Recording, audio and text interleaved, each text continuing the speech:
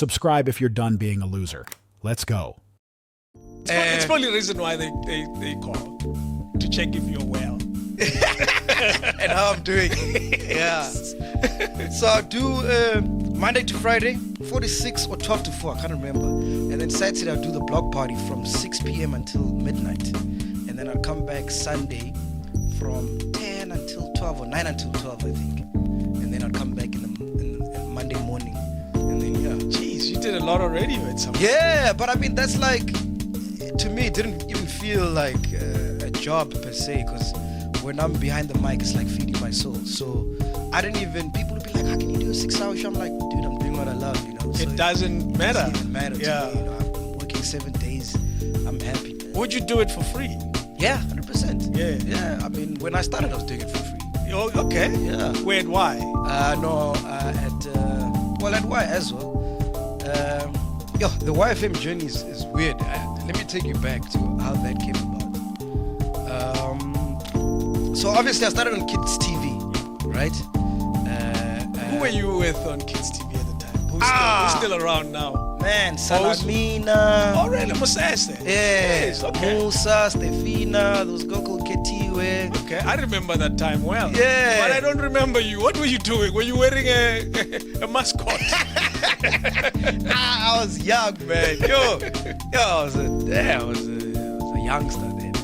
So I started with them, and then I would go home, and while I'm doing my homework, I'd listen to YFM. Then I'd hear Root Boy Paul. He's doing the jam in 6 at 6. I'm like, fuck, this is amazing. I want to do this. The rudest. Yeah. Then I fell in love with Y. I started listening to Root Boy Paul, Bad Boy T, Fresh, Chili M, Spoo at the time, and Adele. That's why. Yeah. That is why. Yes. And then, because Crazy was being shot by Red Pepper, and Adele was working on the Fat Joe show, but he was working at Red Pepper. Okay. Yeah. No. I came across Admiral and Jasid. I approached Admiral because Admiral was doing Fat Joe show. Fat Joe show, yes. I'm like, the Admiral. movie review thing. Yes. I'm like, yo, Admiral, I want to get into YFM. It's like, listen, man, we on once a week on Wednesdays. We hardly ever there. But there's a guy called Adele. I'll introduce you to him. And then he's the guy. So I got introduced to Adele. And then Adele would take me to his show. And then I would just sit and watch him. So he was nice enough to give you a break. Yeah. And I used to drive him to the show because he didn't have a car at the time. And I had a car. You were actually the ride. Yeah. That's all you were. I was his Uber.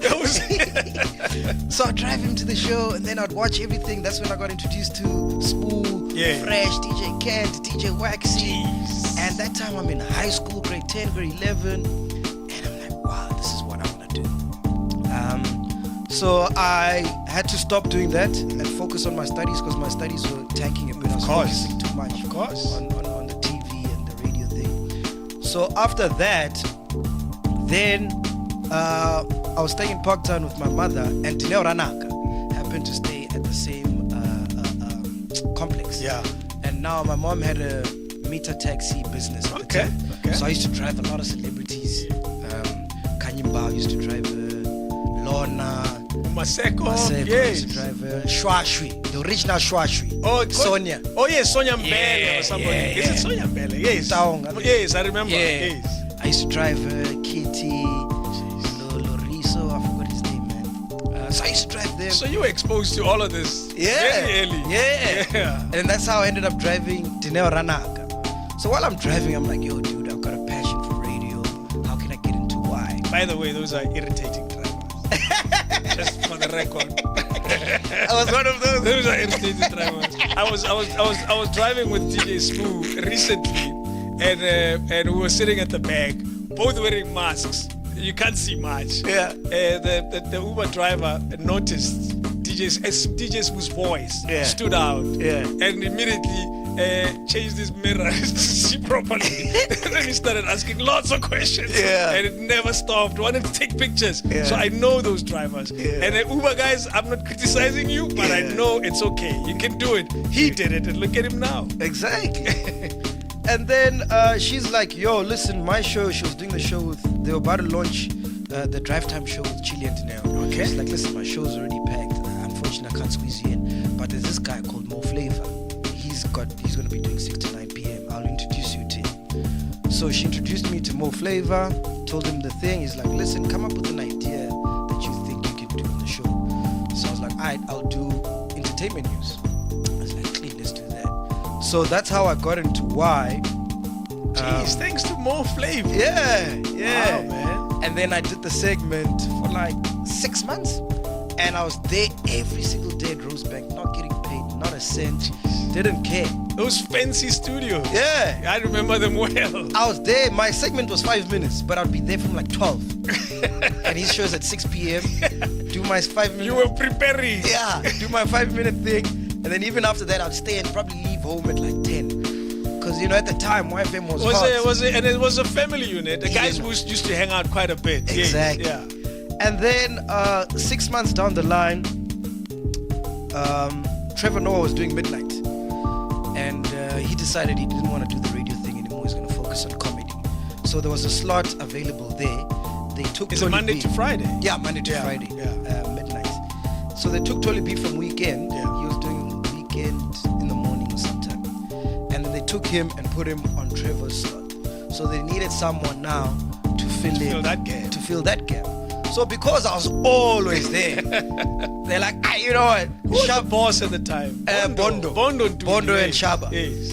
So Shaba was like, Morena, let's put this guy and see what he can do. And then they put me on weekends. First show, it was called The After Party. It was the first time I did a link. And when I did a link, I put all the mics on. Now there was feedback on the headphones. I'm like, what the fuck is going on? You know what I mean? And yeah, the and that was the beginning of it. That was the beginning, man. Did you see a growth in the show? That very show you were doing? Or a growth in people being interested in it? I can't really say per se because it's not like YouTube where you can see the views. Yes. But general interest from people. Hey man, we had you. I think the general interest started from Mo's show. Okay. So I started off doing the 5-minute thing. So that 5 minutes made a difference. Yes. Yeah. And then I became more of a regular on the show. Yeah. So even if after the 5 minutes, I'd still hang around and contribute. Because you're the guy in the studio. Yeah. And that had become a habit for radio hosts to always switch on microphone. Yeah. Whoever that's in there just throws in their 2 cents and it goes in. Yeah. And people start falling in love with that voice as well, all on its own. Yeah. Where were you born? I was born in Padzima Njerere. Yeah, there's a hospital called Silo. Yeah, that's where I was born. But I was in Venda until like maybe because I stayed with my aunt. My mom was in Joburg working, and then I stayed with my aunt, and then she called me up. I think maybe primary school. Okay, and that's when I came this side to live with her. So bring my son here. Yeah, I'm ready now. I've made enough money. Yeah. But I grew up in Padzima and then Makwarela, which is close to town though. That's why your vendor roots are so strong. Yeah. Because it's easy for us to move from Limpopo and come to Joburg, and we lose the authenticity of our language as well. Yeah, no, but I think for me and home has always been like inseparable. Yeah, I always need to go home. Who was around your life experience at the time that it may have influenced the person that you become? I think it'd probably be my uncle. Call him Uncle Fresh. Still around? Yeah, still around. He was like the guy, man. He had a taxi, and yeah, man. You see, like you're thinking deep to that time. I can tell. Yeah, I'm thinking like actually the character that I am, he's pretty much the same. Wow. He's a jolly guy. Always cracks jokes. Whenever you're with him, you just have to have a good time. And people loved him, and he was always like, it was always a good time with him. I remember he used to have a taxi, and because I was in Joburg, I was exposed to music more than he was, because it was CDs. Yes. You couldn't stream. You couldn't send it via email or transfer. Yes. So whenever Skido would drop, or Fresh would drop, or Kanyani, or whoever, Mbuso, Soul Candy would drop, I'd always buy the CDs, and I'd be so excited because when I go back home, then I ride it with them in the taxi, and then I used to like DJ using the CDs for the You were the taxi. DJ. Yeah. And I couldn't wait to impress him to say, hey, it's Naba. Yeah? You know what I mean? I remember the song that he liked the most was Oskido Church Grooves 2, I think. Yeah. Oh, dong, dong. yeah. So we'd ride in the taxi the whole time, and I think that's where I developed this personality of just being easygoing and want to make people laugh and just have a good time. You speak of a polygamist granddad. Yeah. With 6 wives. Yeah. Tell me about that time. And obviously you were in the same household, I imagine. Yeah. Tell me about that time and how was it? I can't imagine 2 wives. So 6 is a big number. Yeah. My granddad passed away when I was still a kid. So I remember bits and pieces of him, but it was towards the later stages of his years.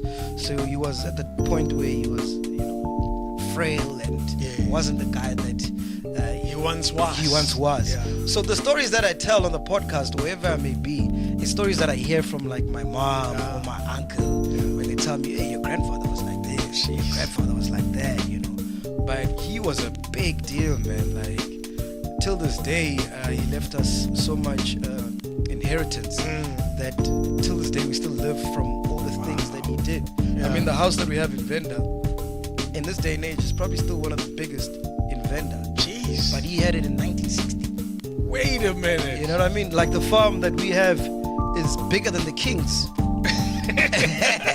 And yet it was your granddad. Yeah. We've got a petrol station there now that was his. So there's a lot of things that he did which are remarkable. And there's no one in the family who's ever gotten to that level in terms of success and money. Like he was just the king, man. Are you heading there? Nah, far from it. Far from it. Because he had shops, he had shops, he had businesses. It's old school rich. Yeah. Old school black rich. It's shops and things like that and a farm. Yeah, because he used to work we even have a house here in Chawero, but it's owned by the other wife. Yeah, So of course. We don't go there.